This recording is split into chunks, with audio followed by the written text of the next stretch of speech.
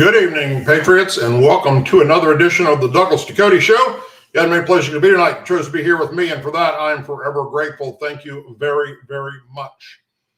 Before we kick off into tonight's show, there is some breaking news coming out of New Hampshire that I would like to share with you all. And this is absolutely shocking, to say the least.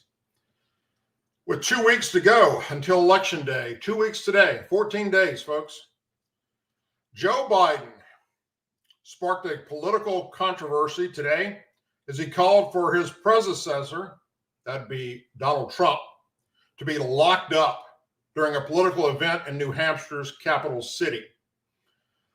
Joe Biden was in Concord for an official event to highlight his administration's effort to lower healthcare costs and prescription drug prices, something he hasn't been able to do in the past 3.5 years. Minutes later, speaking at a political gathering at the New Hampshire Democrat Party headquarters, Biden urged that GOP nominee, former President Donald Trump, wants to eliminate political adversaries and distractors. He thinks he has a vision for the Supreme Court ruling on immunity to be able to, if need be, if it was the case, to actually eliminate, physically eliminate, shoot, kill someone who he believes to be a threat to him, Biden told his supporters. What an absolute pathetic thing to say.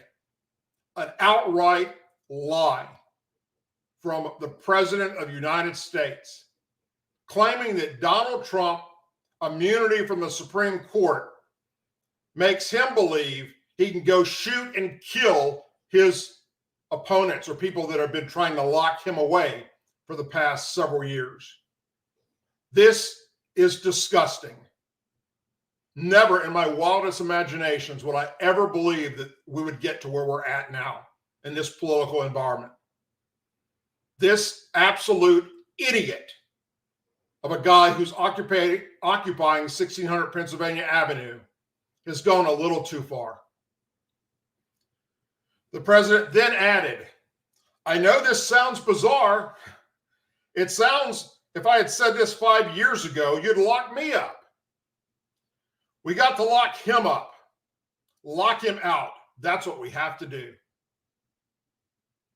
During his tenure in the White House, Biden has tried to keep his distance from the Justice Department and its multiple investigations into the former president. And Biden has repeatedly insisted that his administration is not letting political motivations influence its decision regarding those investigations into Trump. So there you go, folks. Breaking news. Joe Biden telling his supporters that Donald Trump believes if he gets elected, he has Supreme Court immunity to go out and start shooting and killing those that want to go against him. And the left and Democrats don't understand why there's been assassination attempts on Donald Trump. There you go. That is inciting violence. You want to lock somebody up, FBI and Department of Justice? Look no further than what Joe Biden just said tonight. He is inciting a death threat, another assassination attempt against Donald Trump by his own rhetoric, his own lies. 2 weeks. 2 weeks from today, we have the chance to take back this country from these horrible, despicable human beings. Well, let me back up. Subhuman beings that are running this country right now. 2 weeks to get out and vote. And thankfully, I will have some information here coming up tonight to share with you about the vote and things that are looking favorable for Republicans. Also, let me remind you, if you didn't see it in the comment section, after tonight's show, stay tuned. Don't go anywhere. I'm going to have a short clip. It's about, I think it's 16 minutes long, that you want to hear. It is Donald Trump doing a town hall in the Bronx in a barber shop full of African Americans, and Hispanic males. And what happens and transpires between them and him is something that every American needs to hear. It's a very, very, very good piece, and I'd like you to see it. So that'll be after this show tonight. Now, if there's a problem with it, with StreamYard chopping it all up like they've done in the past when I try to do this, then I will put it out afterwards as a regular video for you guys to see. But it's a must-see. So remember Joe Biden making the comment to all Black audience, if you don't vote for me, you're not Black. Remember that, folks, back during the 2020 election? Well, now, according to CNN's Angela Ray, if you are white and you don't vote for Kamala and she loses, then you're the reason she lost. White people. Couldn't make this shit up if you tried. Angela Ray declared on CNN that white folks should face accountability for not showing up to save democracy if they don't vote for Vice President Kamala Harris next month. During an interview on First of All, Saturday, CNN host Victor Blackwell addressed the backlash against former President Barack Obama after he scolded Black men for not being more supportive of Harris' presidential campaign. In light of polling that shows Black men trending towards former President Trump compared to previous years. That's right, Harris has lost the Black vote. This is the first time since he was in Pittsburgh and invoked the potential of sexism in his appeal to Black men to support the vice president, Blackwell began, referencing Obama's appearance in Arizona a day earlier. Should there be a course correction because there was such backlash to that framework? He questioned. Was it a mistake for the former president to say what he did or to say it publicly? Ray quickly turned the conversation away from the former president, shifting the focus to white folks. You know, I think it's wonderful that President Obama is out hitting the trail for democracy, frankly, she said. And what I think is a mistake is to let white folks escape the accountability that they must face for not showing up to save democracy themselves, she said. They want to get mad at presidential candidates, right? When they don't wear a flag lapel pin or they don't put their hand over their heart for the Pledge of Allegiance to the flag, Ray continued. That's what they want to get upset about? Now, the face of patriotism, then to try to tear down the Capitol and terrorist attacks on January 6th of 2021, the responsibility of saving democracy should be the largest demographics in this country, and that's white men and white women. I don't want to see a women's march with pussy hats come January if something doesn't go right. What I want to see is for them to march themselves to the polls, she concluded. We're doing our part. It's time for white folks to turn their ear and their attention to each other to ensure they also do their part. During a pre-campaign rally and stop in Pittsburgh last week, Obama appeared to abolish Black Americans who have not been as fervent in their support for Harris' presidential bid as they were back in 2008 and 2012. We have not yet seen the kinds of energy and turnout in all corners of our neighborhoods and communities as we saw when I was running, Obama began. Now, I also want to say that seems to be more pronounced with the brothers, is what Obama called them. So if you don't mind, just for a second, I've got to speak to y'all and say that when you have a choice that is clean, when on one hand you have somebody who grew up like you, went to college with you, understands the struggles, the pain and joy that comes from those experiences,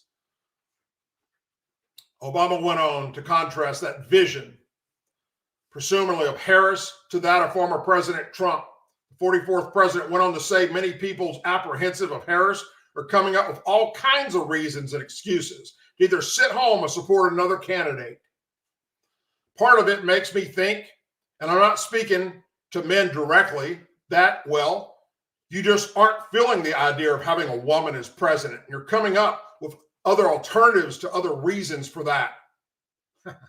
According to the New York Times, Sierra College poll released last week, Harris currently holds 78% of the black vote, which is down from 2020 when President Biden won approximately 90% of that voting bloc.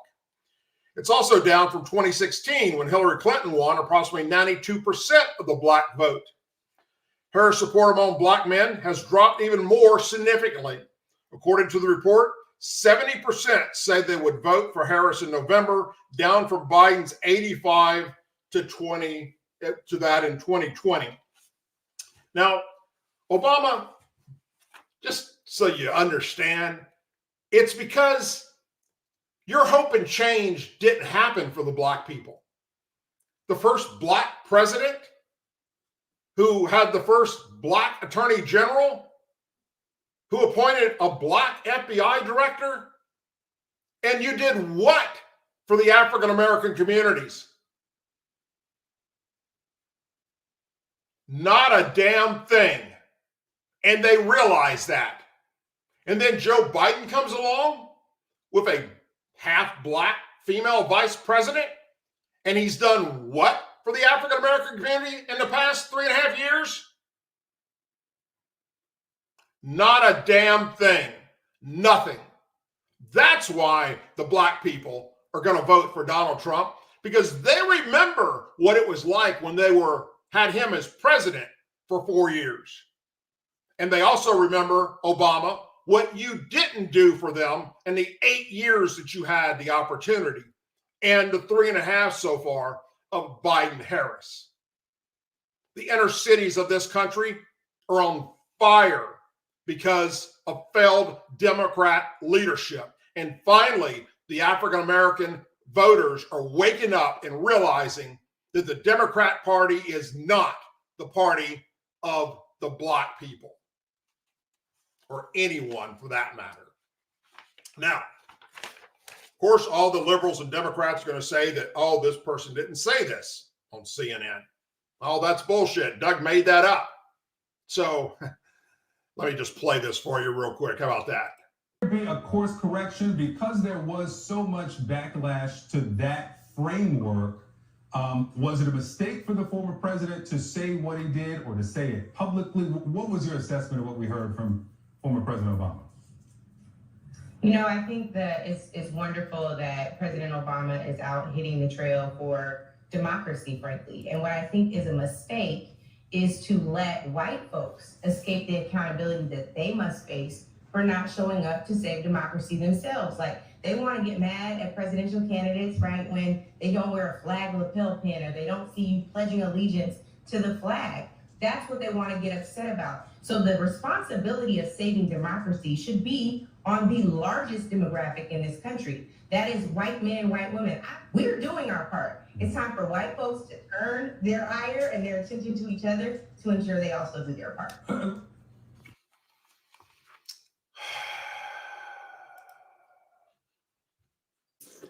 Wow. Wow. Okay, Angela Ray. R-Y-E or Rye. Maybe it's Rye. You dumbass parasite. This election is not about American flag lapel pins or pledging allegiance to it. This election for white people, Republicans, and conservatives is about Biden-Harris wide open southern borders with Mexican drug cartels bringing over thousands of tons of illegal drugs, killing American men, women, and children. This election for white people is about the same cartels sex trafficking women and children across the border. It's about deadly gangs like MS-13 and Tren de Agua coming across the border, terrorizing American cities like they did in Aurora, Colorado, raping women and children and murdering Americans for sport.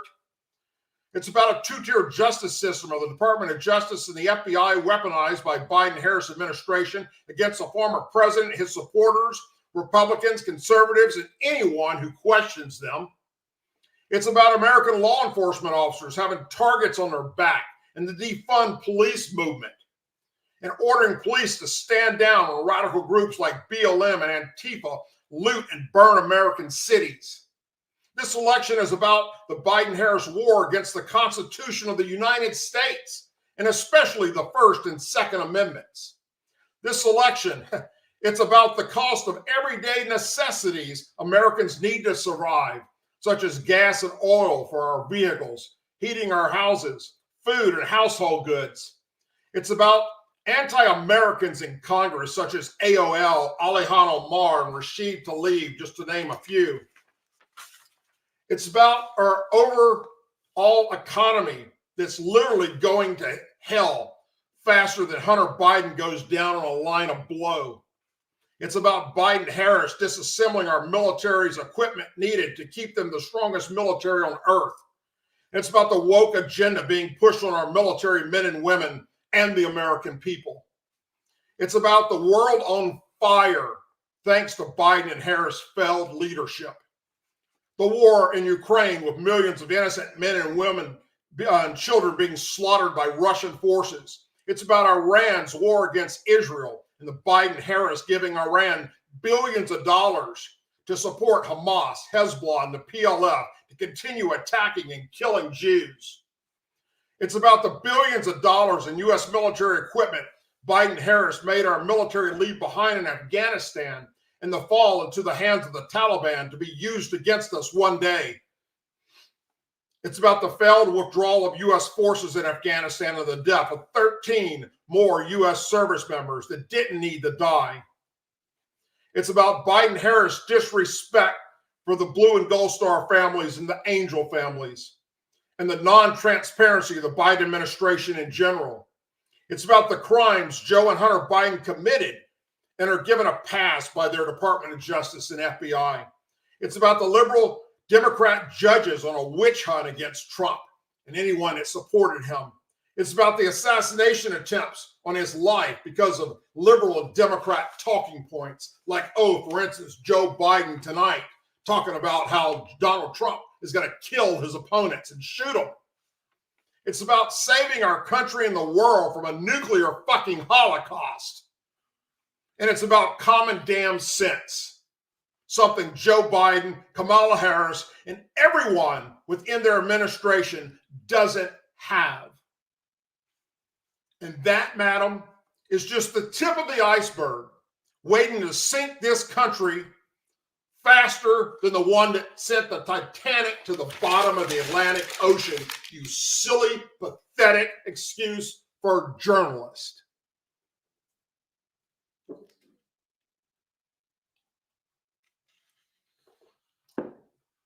A rally took place in squad member Representative Alexandria Acosta-Cortez's district today when pro-migrant and pro-sex workers groups call on police to stop clamping down on illegal prostitution and illegal vendor operations in the area. A nearly 2-mile stretch along Roosevelt Avenue in the migrant-heavy neighborhoods of Elmhurst, North Corona, and Jackson Heights in Queens has become known as the Red Light District, parts which encompass Alexandria Cortez's 14th district, where those described as scantily dressed migrant prostitutes solicit sex during all hours of the day and night, and along with that comes the illegal drugs. Illegal street vendors clogging the sidewalks to cook hot food in the open, while vendors push everything from used condoms to pots and pans or tools and drugs. Some residents compare it to a third world country and have repeatedly called for the city to take action on the ongoing crisis.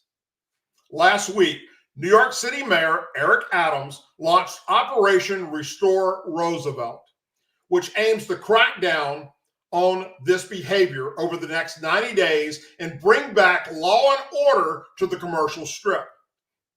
However, the crackdown is being met with opposition by groups like Make the Road New York, an advocacy group for illegals and legal immigrants.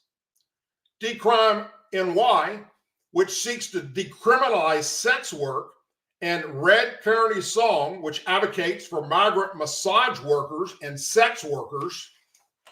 The group held their rally in Corona Plaza in Cortez's district tonight to push back against Operation Roosevelt, which they're labeling as harmful policing campaign launched by the governor and Mayor Adams.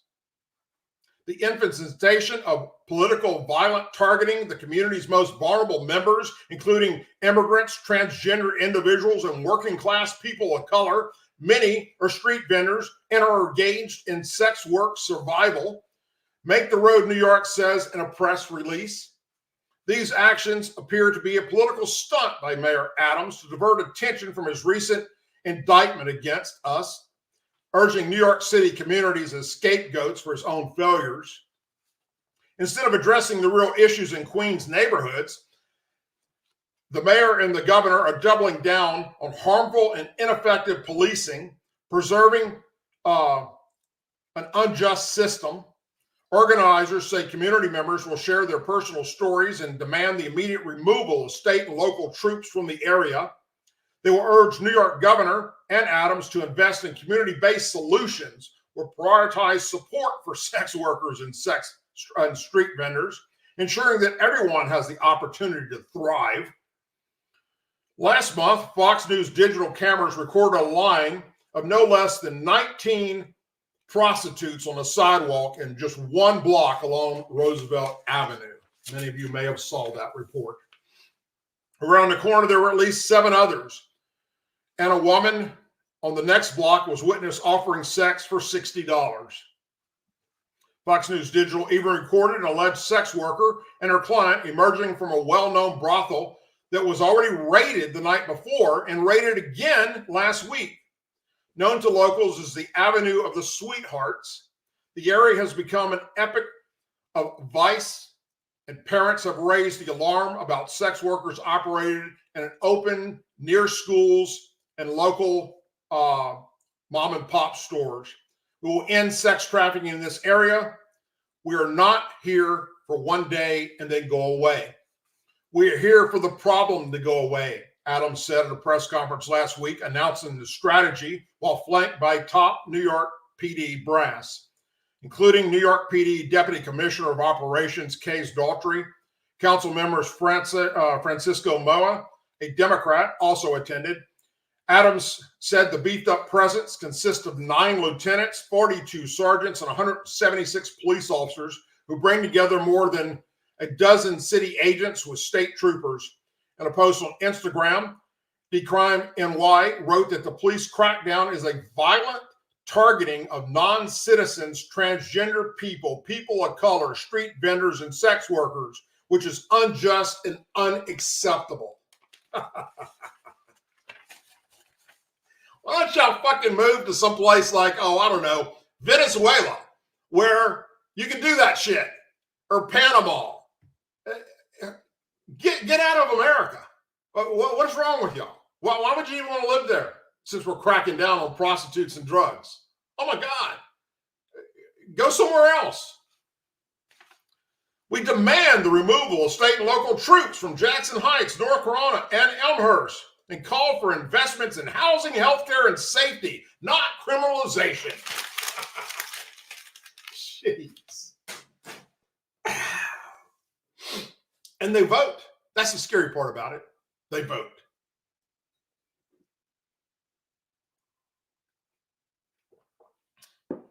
Now, I told you in the beginning of the tonight's show that we had some good news for Republicans. Some good news for the Republican Party and Trump returning to the White House. The Democrat Party is losing its edge over the GOP in the critical swing state of Pennsylvania, with Democrats changing their party affiliation at more than twice the rate of Republicans, according to state data released after voter registration ended yesterday evening. More than 1.4 million voters are registered as third-party or independent voters in the Keystone State. Though the Democrat Party accounts for nearly 44% of registered voters compared to the GOP's 40%, it has seen its average over Republicans dwindle this year. In 2020, there were 9.8 million registered voters across the parties in Pennsylvania, only slightly more than the voters registered this cycle. President Biden won the state in 2020 by 1.17 percentage points. That year, Democrats had a large margin of registered voters compared to their Republican counterparts, at 4.2 million to 3.5 million. The GOP has whittled that down, that lead this year, to just 297,824 margin. When comparing registered voters this election year to 2020, Democrats face a net loss of 257,281 voters, while Republicans have a net gain of 428,537 registered voters. Democrats changed their party affiliation this cycle compared to the number of registered Republicans who left the party. Pennsylvania Department of State data is showing now. The registered voter data comes after reports surfaced that concerns were mounting within the Democrat Party that the Harris campaign is failing to effectively connect with voters in Pennsylvania. Poor campaign management and staffing, lacking relationships with Democrat political leaders in the Keystone State are allegedly rocking the campaign. Politico reported last week. The outlet reported that Democrats are worried that the campaign state manager lacks an understanding of Philadelphia, the state's largest city, while campaigning staff have allegedly not invited local Democrat politicians to events in the state and have not effectively deployed any of the surrogates. Well, isn't that amazing? Democrats are leaving and switching to independent or Republican in Pennsylvania, and the Republicans are gaining more. A little bit of shining light at the end of the tunnel, if you ask me.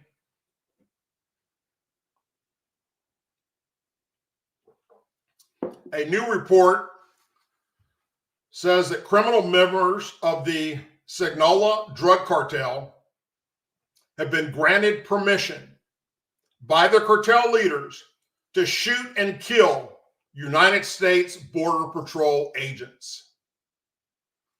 According to an internal Border Patrol memo recently issued to the El Paso, Texas sector of the agency that was obtained by News Nation, there has been an understanding between the criminal cartels operating at the southern border between the United States and Mexico and Border Patrol officials that the cartel would not shoot at Border Patrol agents out of concern that the agency could retaliate by shutting down cartel operations. A new report claims that criminal members of that drug cartel have been granted permission by the cartel leaders to now shoot and kill U.S. Border Patrol agents across the border. According to internal Border Patrol memo recently issued to the El Paso, Texas sector of the agency that was obtained, understanding between the criminal cartels operating and what they plan to do in the future to make it to where it's just a fucking free-flowing highway of drugs and sex trafficking. However, the internal Border Patrol memo revealed that the situation between the criminal cartels and Border Patrol agents has significantly changed following the arrest of two of the Sinaloa cartel leaders over the summer, according to the Post-Millennium. I mean, a civil war between younger cartel leaders. The cartel members are reportedly no longer being ordered to avoid deadly force when attempting to avoid capture by Border Patrol agents. Instead, just shoot them. Victor Avila, a former Homeland Security investigator, special agent, told News Nation that law enforcement officials should be concerned regarding the increased threat from this cartel and the cartel's civil war that's already happening in their own country.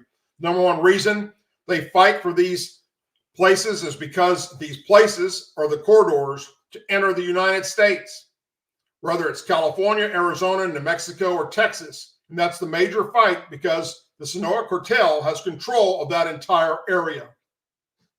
News Nation reported that Customs and Border Protection has indicated that the increased threats by criminal cartel against law enforcement officers and migrants are not acceptable and are being taken seriously by the agency. According to the outlet, the agency emphasized that it has taken action to provide protection for both the employees and migrants in its custody. News Nation previously reported that Border Patrol agents were warned last month of increased threats along the southern border after military-grade weapons were found on Mexico's side of the border near Arizona. Asked about the increased threats at the southern border, former President Donald Trump told News Nation, "We need a military operation. These people have become military. They're very rich, have a lot of money. They're among the richest people probably in the world." Now, that being said, it brings me back to something that Trump did in the 4 years that he was president, when he said that the only way to fix this problem with these cartels is to label them for what they are, terrorist organization. And he said he was going to get Congress to pass a law labeling them as such, along with ISIS and the Taliban, and all the other terrorist organizations. Name each one of these drug cartels in Mexico, in Central and South America, as terrorist organizations. And therefore, as Donald Trump said, that would give him the authority to use our United States active duty military to go after them and eliminate them. Something that we did very, very well back in the 80s and 90s. I know I was part of it. Down in Honduras, down in Panama, down in Central and South America, when we were using our Chinook helicopters and our Blackhawks and our Hueys to ferry in DEA agents and other law enforcement agencies throughout the region down there to fight these drug cartels. And we did one hell of a great job. And we kept them in check. And we kept them off that southern border. And then over time, that all went away. After Ronald Reagan was no longer the president, other presidents after him felt that there was no need to continue having our U.S. military operating in that fashion. More so, it was because of drugs, and they felt that they were just looking at that time, the biggest thing was marijuana and how states were legalizing marijuana and that they were just fighting a losing battle. Instead of looking at the bigger picture, which is they're going to bring it to us if you back off of them. They will become what they have become, as Donald Trump said, their own military. Even the Mexican leaders work for the cartels. The cartels own our southern border, not us. So, Donald Trump said that's what he was going to do. And then before he did that, he took a trip to Mexico and he met with the Mexican president. And then he came back and he changed his mind. And he did not label them a terrorist organization. And therefore, he could not use our military active duty forces to go after them. Maybe this time, if Donald Trump wins, Donald Trump will stick to his promises and eliminate this problem we have on our southern border once and for all. Besides continuing the border wall, we also have to actively go after these cartels and eliminate them. No different than we have to go after Iran and eliminate them for supporting the terrorist organizations around the world that are going to get us all freaking killed.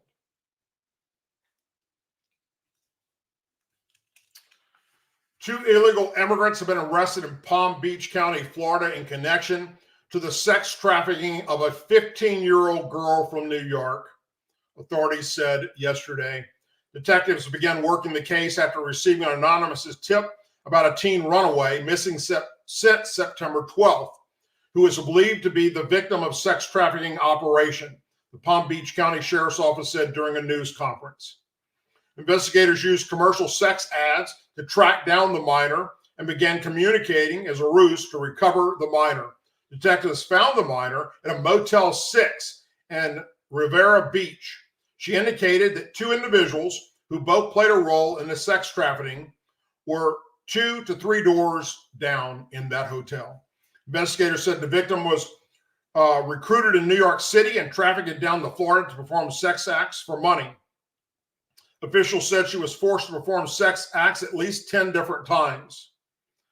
Yernan Carolyn Peach Colotti, a 33-year-old Colombian national, and Inabatio Blanco, a previous deported 27-year-old Venezuelan national, were both arrested in connection with sex trafficking this teen. How can they be out on bond for attempted murder out of New York, gets arrested in Miami for drug trafficking, and is still out walking around, the sheriff said. That's inconceivable. Bradshaw said the sex trafficking is believed to have ties to the Venezuelan gangs, though officials are still investigating. Obviously, whether it's this vetting system is at the border isn't working, the sheriff said. The border's not closed. Illegals are still coming in, and this administration is letting them loose on the American people. This is the 4th time we've had something here in Palm Beach County involving criminals committed by illegals. Bradshaw said the 3 previous cases involved illegal immigrants who abducted and sexually assaulted an elderly woman, an illegal immigrant from Guatemala who molested a 10-year-old, and an illegal immigrant from Venezuela who sexually assaulted a 12-year-old. The families are angry because they shouldn't be here to do this in the first place or let back on the street after they're arrested. These 2 people that were recently arrested for this sex trafficking, this girl, would not be released under this current watch. I can tell you one thing, folks, he said. That female and that guy here that are involved in this, their butts are staying in jail. They're not coming out. And the judge placed them on ICE detainers and gave them no bond. Well, if Kamala Harris becomes president, she's going to let their ass out. Unless you're like me and you scan through many different news agencies daily, you probably have not heard this next story and are going to think the same thing that I'm thinking. Why is this not being covered by the mainstream media and the Pentagon and the White House holding briefings about this situation daily? South Korea yesterday demanded the immediate pullout of North Korean troops that have been deployed to Russia. South Korea spy agency said last Friday it had confirmed that North Korea sent 1,500 special operation forces to Russia this month to support Moscow's war against Ukraine.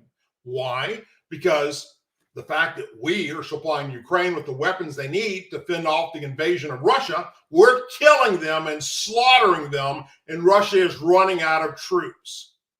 So they worked out a deal with North Korea. What do you think North Korea is going to get in return for this?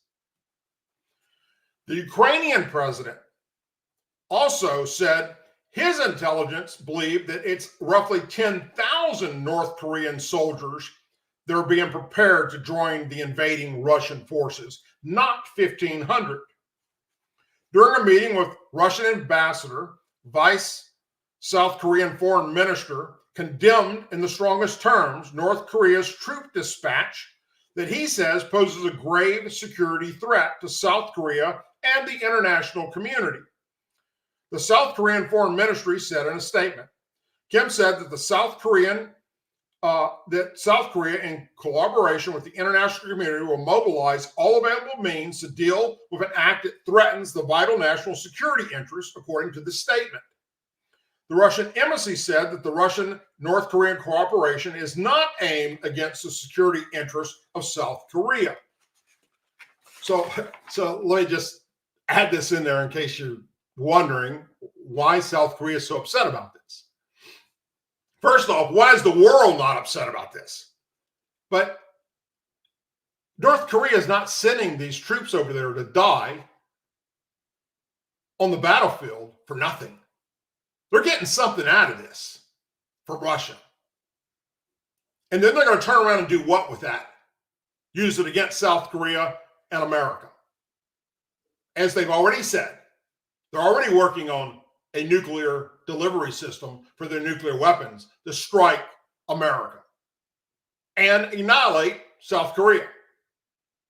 That's why South Korea is so upset about this. Russia didn't just say, we need your troops and we're not giving you nothing in return.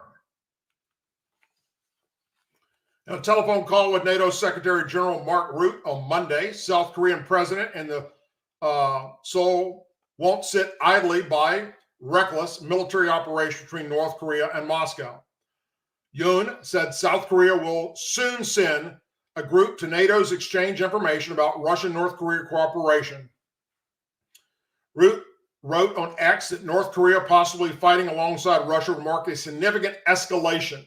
The U.S. and NATO haven't confirmed that North Korean troops were sent to Russia, but the reports of their presence have already stoked concerns in South Korea that Russia might provide North Korea with sophisticated technology that can sharply enhance the North's nuclear and missile programs in return for its troops dispatch to Russia.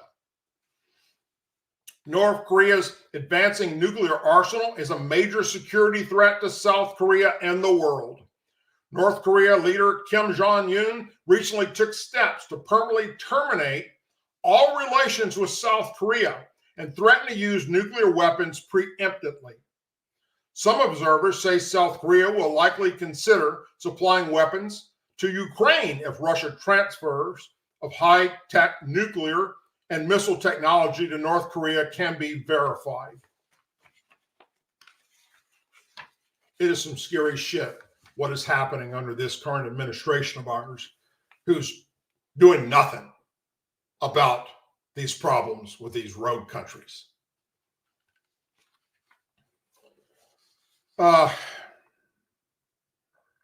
There's videos out right now Ukrainian officials have released that are showing North Korean soldiers lining up to collect Russian military clothing and bags of an unknown location in Russia. The Associated Press couldn't verify the footage independently.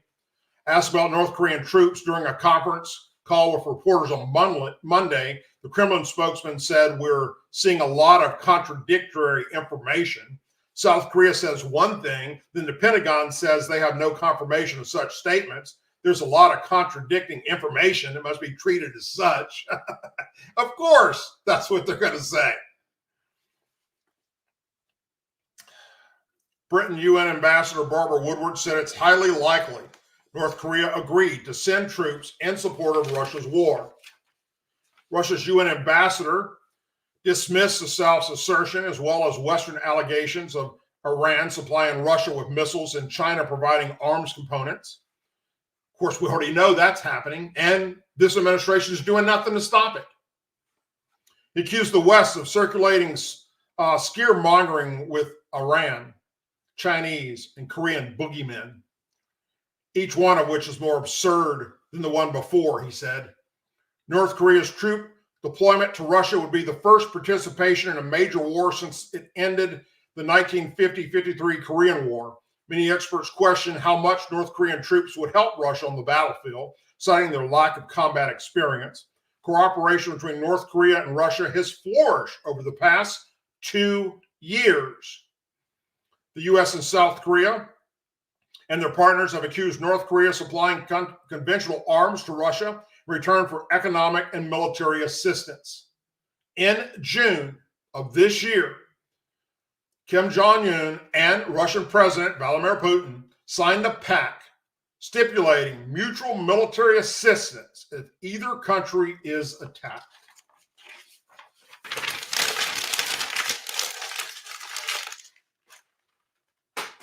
The world is on fire when you have weak-ass leadership in America This is what the world gets. Not just our country going to shit, but the world. History shows that when America has a president with a backbone and a set of testicles to stand up to world leaders that are dictators and threatening us, the world becomes a calmer place because they don't want their ass handed to them in a fucking bag.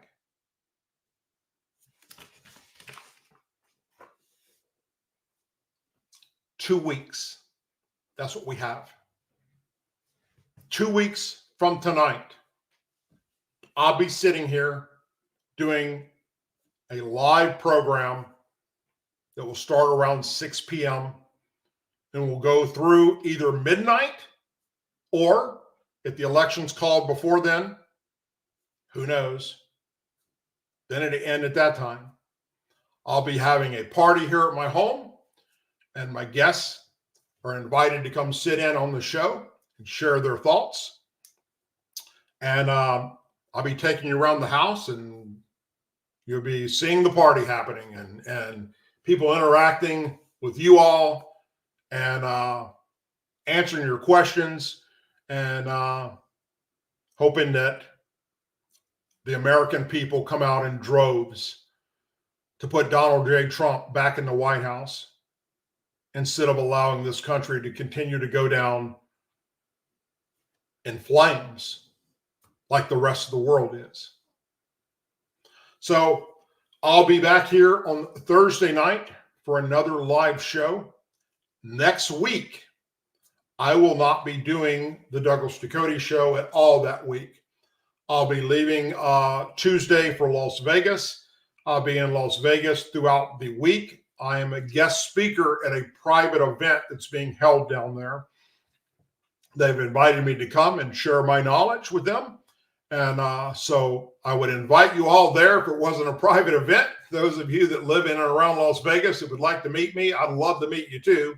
But it is a private event and it's only people that received invitations that are part of security type organizations and patriots, basically organizations that are supplying Americans with things that they need, such as bulletproof glass, armor for vehicles, survival food, all the things that you would need to survive an all-out chaotic mess, which is slowly but surely unfolding right in front of our eyes.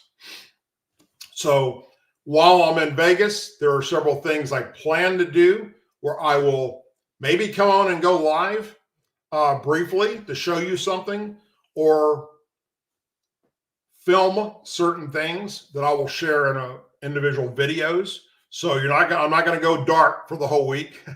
There will be some things that will be coming out on my channels, on my YouTube channel, my Rumble channel, and so forth, and on X and Instagram and LinkedIn. So tune into that and you'll see me. But other than that, the actual show itself will not air because of that time in Las Vegas next week. But I will see you back here on Thursday night of this week. If you haven't already done so, please subscribe to the channel, whether you're watching me tonight on Rumble or YouTube or X, formerly Twitter, or LinkedIn. Wherever you're watching me tonight, please subscribe. Tell your family and friends about the show. Share the videos. Share the channel. That's how we get the message out there. We've got to keep pushing this as hard as we can. We've got 2 weeks left, people, to get the word out there that there's only one way to save this country and planet Earth. Forget about what you think of Donald J. Trump. Any of the things he said in the past that you don't like or that you detest about the man, words don't matter. What matters is common sense and strength to stand up to evil in America and evil in other countries. And Kamala Harris is not the person to do that. And neither is Tim Stolen Valor Waltz, that laughing piece of garbage that she chose. As always, please say a prayer for our men and women serving the United States military, our veterans, our law enforcement officers, our first responders, their families, our angel families, our blue and gold star families in our country. May God bless the United States of America. May God bless each and every one of you. Hang on, folks. I'm going to go off the air, but coming up right here on this channel, wherever you're watching me at right now, is that town hall with Donald J. Trump in the Bronx that I want you all to see. Thank you, and God bless. You all. Wow, how are you? Nice to see you. Huh? How good are the barbers here? Excellent. Oh, excellent. Let's see. I can see they're good. They look good to me. Nice soft floor. What's that all about? Why is it so wrestling matches? Thank you. Nice to see you all. How are you? Nice to see you. Big hands, strong guy. Nice to see you. So you're the owner? My son's Oh, you did that very nice and easy, huh? Is he as good as you? great. Good. Nice to see you. Thank you. Thank you very much. So, Mr. President, you know, I've been going to the barbershops all across the country. Yeah. So I wanted to have a natural conversation, Good. you know, with these folks right here. So this fellow right here, he used to be in law enforcement for some years. What would you say is the most important issue facing the country right now? For me, it's the border. Right, For me, right. it's the border. I agree. And how to control that, how to keep illegal migrants from coming into the country. Right. Very important for me. And if I had a question to ask about it, would be how do we control the city, sanctuary cities? Because New York is a We get rid of them. We Yes. get rid of them because they're sanctuary. You know what they're for? Criminals. And all over the country, the criminals go there. But you're right. You know, the polls are showing that inflation and not the border's third. They have inflation and the economy as the number one and number two issue. I disagree. I think inflation is massive. The economy is massive. But the border to me is like, it's the fabric of our country. And we had the strongest border in recorded history. 4 years ago, you had a border. You didn't have the problems that you have now. Last week, they announced that we had 13,099 convicted murderers released from jails all over the world. You know, it's not South America, it's all over the world, including South America. So I agree with you. I think the biggest problem we have is the border. It's something, and it's also the hardest thing to solve. And the only way you can solve it, you have to get the criminals, the murderers, you got to get them out. You got to get them out fast before they prey on our people. That was a big question for me because I'm a retired New York City detective. Right. So in New York here, we've run across that for Well, a the long other time. problem you have is that you're not allowed to do your job. Yeah. And when you were there, you Yeah. go back 10, 15 years, when you were there, you were allowed to do your job. Yes. New York's finest. They're still New York's finest, but they're not allowed to do their job. So when you were president, I know for a fact, I was able to do three things. I was able to see money, save money, spend money. Right? Now in the past almost 4 years now, I'm losing my business basically. The Are you money's losing just not there. It's your business? It's my business. I started it for the past 10 years, and the only time I knew I made it was when you were in office, so I can speak for myself. Right. And the thing is, it's like, I don't know what more to do. How can we make the economy come back? How do you get to the bottom of So here's what we're doing. Number one, it all began with the oil. They screwed around with what I did with oil. We had the greatest, we were energy independent.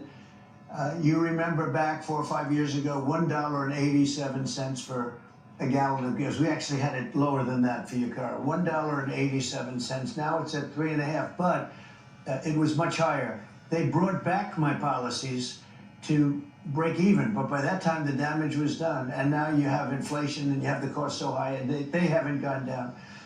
We're going to do two things. Interest rates are going down. It's going to be brought down. It's going to be brought down fast, but much more importantly and quicker, we're going to drill, baby, drill. You've heard that, right? Drill, baby, drill. We're going to get our oil. We're going to have much more of it. That we're going to do 4 to 5 times more than we're doing right now. We can do that. These people are amazing. They can do it. And we'll be supplying it to Asia. We'll be supplying it to Europe. We'll be supplying it to everywhere. And that's going to bring down prices. It's going to bring down the cost of everything. If you make donuts, when you look at these stores. They have trucks that deliver. They have stoves and ovens. You have your lighting. You have all this, equipment. And all of that electric equipment that he's using in your beautiful head of hair. You have a good-looking head of hair. I'm jealous. Look at that flat top. I'd have a flat top. I wish I had a flat top.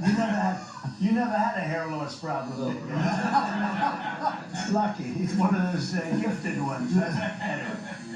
What you do, those machines are very expensive. They're running the machines at electric. When that comes down, like in a shop like this, no matter what you do, it's about energy. We're going to bring it down. We're going to get the prices down. How's your rent done in terms of, do you own the store or is it rented? No, it's rented. And is the landlord a good guy? Is he okay? Yeah, he's a good He's guy. all right? Yeah. Do you cut his hair, I hope? I mean, he comes in from time to time. You know what? If you're as good as your father says, right, and you cut his hair great, that's very important to barber to a guy. So he could be a wealthy landlord, but he'll give you a low rent because having a good barber is a very important thing, I can tell you. So, Mr. President, you got a young guy right That's a there. big thing, though. It's a huge thing. So how has your rent been? So where was it like 5 years ago, the rent? I mean, the rent was significantly lower. Now it's gone up about 1,200 since. Yeah, it's okay. It's a big increase. My issue was more the energy.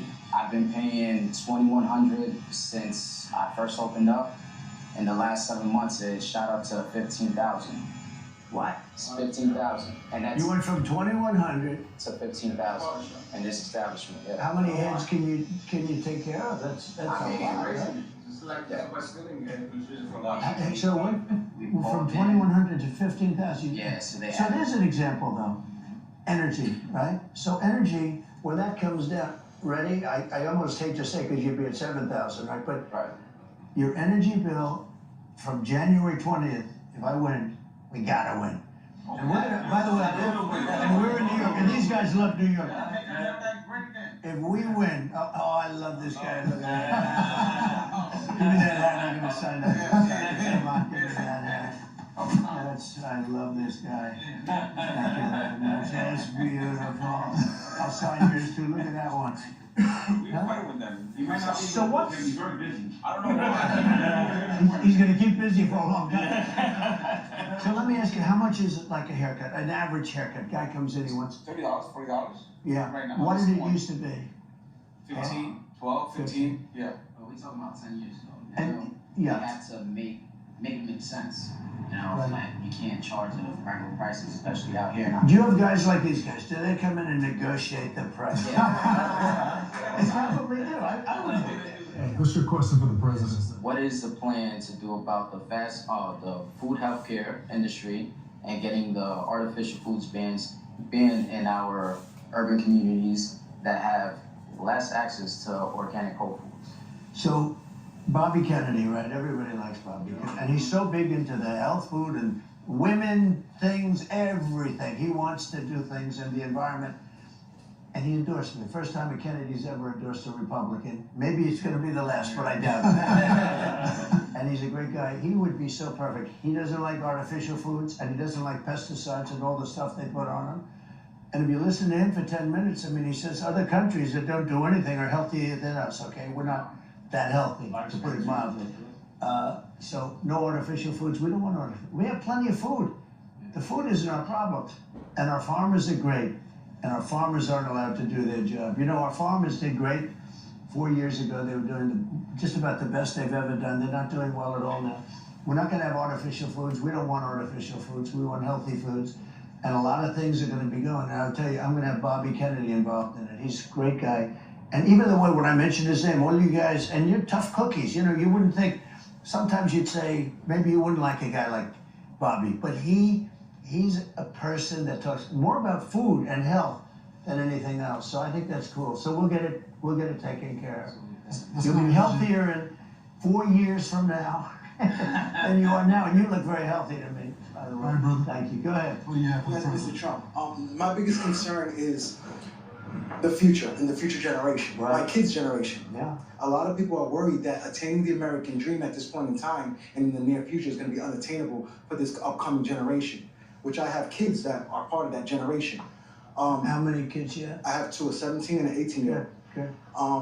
Now, I believe one of the biggest hurdles we have when it comes to attaining that American dream is overtaxation. Yeah. When it comes to federal taxes, Right. I know we're going to bring back, I'm sure you're going to start back up the pipeline, Right. the Keystone Pipeline, In 2 minutes. which is going to generate an abundance of revenue. Right. Also, with the tariffs that you've spoken of. So my question is, with all this extra revenue Yeah. we're going to be bringing into the country, so do you believe at some point in time we could find a way, once the country's back on its feet and getting enough revenue and paid off our debt, do you think it's possible to find a way to eliminate federal taxes for There is a way. and how do you feel about You know, it? in the old days, when we were a smart country, in the 1890s and all, this is when the country was relatively the richest it ever was. It had all tariffs. It didn't have an income tax. Yes, sir. Okay? Now we have income taxes, and we have people that are dying. They're paying tax, and they don't have the money to pay the tax. No, in the old days, 1890, 1880, we had so much money, they had to set up committees, blue ribbon committees, how to spend our wealth. We had no idea how to spend it with so much money. Then we went to the income tax system, and the rest is sort of history. But no, there is a way. I mean, if what I'm planning comes out, it's a great question, by the way. Everyone could attain the You're a pretty American sophisticated cat, you know. Everyone could attain the American dream if it wasn't for the high cost, the burden of high taxes, and we're taxed at every step of the way. Yeah. When we make it, when And we spend regulations. And regulations. So I cut more regulations in 4 years than any other president by 4 times. Yeah, let's go. You would ask one question. What is one thing that you probably feel like you didn't do in your first term that you feel like you could do better now? I'll tell you the one thing, because I did, you know, like we had the best economy with the best border, we had a lot of, so I did a lot of good stuff, rebuilt the military. It's all about people. I got to get the right people. You know, when I went there, I won. 92% of the presidents, 92% for the whole history of our country were politicians. 8% were generals. No admirals, 8% were, that's it. That's 100%, 92 and 8. They were politicians and they were generals. General Washington, you know, et cetera, George Washington. Thank you. You're doing very good at that. I'm just going to sign it. I got longer arms than you. Yeah, you do have longer arms. So here's what we do. We take all of that and we come, and here comes Donald Trump down the line. And so it's about people. It's all about people. I went to Washington 17 times in my entire life. So I wasn't a Washington person. I was a New York person. So when I went to Washington, all of a sudden I'm standing in the White House opposite the Lincoln bedroom. And I said, man, this is so amazing. But I didn't really know too many. So I had to rely on people to give me recommendations for people, to run agencies, to be secretary of this, secretary of that, all big stuff. And I didn't know anybody. I had to rely. And I still did great. Look, we rebuilt the military. We knocked out ISIS. We did all these things. We did great. We had the best economy. We had the best everything. Everything was good. But I had some people that if I had it to do again, I wouldn't have used. Now I've been there 4 years, plus another 4 that I'm sort of there in a way. I know the best people. To me, it's all about people. You got to have the right people. We have the best people lined up. We're going to do a great job. Listen, so I'm going down to see the Wall Street Journal. If I had my choice, I'd stay with you for 2-3 hours because you guys are great. You guys are the same as me. It's the same stuff. We were born the same way. I grew up in Queens and all of that. I mean, you know, it's. I had a great father. I had a father who was a great guy. He was tough but good, big heart, big heart. And he was a construction guy, pretty much, and a real estate guy. And I learned a lot from him. He was great. But I know you people so well without knowing you. I know you so well. When I walked in here, I said, this is home territory. And I really appreciate it. And you are fantastic. I bet he's a fantastic father. Take care of that guy, right? I think we got time for one more, Okay. Mr. President. Are there things that... Is he a good barber too? Yeah. Who's better, you or him as a barber? How long have you worked here? 11 years. That's fantastic. Yeah. Could he give me a good haircut yet? You gonna do it? That's the master right there. Who's the master? Is he the best? Right there. Yeah. These are all this guy. 35 years. I've been coming in 35 He years. looks like a young guy. Yeah. Good job. You did a good job with your boy, I tell you, right? Yeah. You did a good job with your son, huh? He's a great kid. He's doing Love good. our program. And you have other kids too? Yeah, I got four altogether. 2 girls and 2 All boys. good. I bet all good. They're all doing great. I can look at him and see that Yeah. you all I'm turn happy. like that. I'm in peace. Do they work here too at all? No. One works with him in his restaurant. Works with me. Oh, good. What do you do? I'm a real estate investor and I own a restaurant and a bar. Good, great. You look great. I'm here next to the president. I gotta look great. President, I think we can say here collectively, I met all these guys today for the first time, but we all love America just like you. And that's why we're here. Thank you. Thank you, Mr. Really President. nice. Thank you. Thank you.